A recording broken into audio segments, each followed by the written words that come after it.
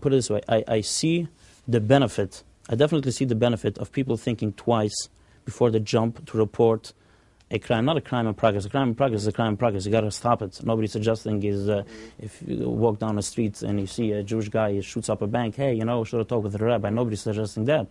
But if somebody comes and says a crime has taken place, he doesn't have video or clear proof.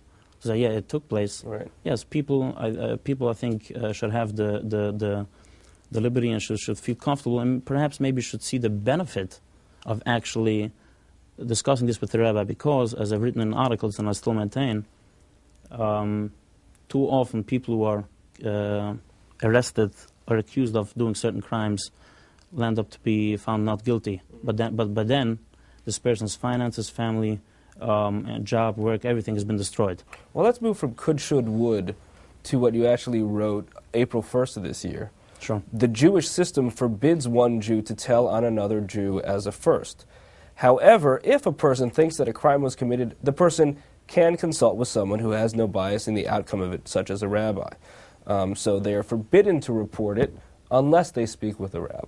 The issue of Mesira, which is to report one Jew on another, it's very broad. I'm not a rabbi. I don't have smicha, to give a clear opinion how it should be. But as they would say, to start out, people should not rush to report one Jew on another. Again, but at no place, as far as I'm concerned, if there's a rabbi who wants to claim otherwise, no problem. But at no place do I think does the Jewish bylaw, the Gemara, whatever, suggest that if you have a criminal amongst you, just continue living with him and enjoy life. That's not what they say.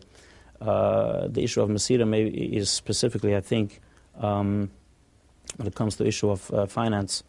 And if you think somebody is doing something, it's it doesn't bother you, it doesn't harm anyone, move on.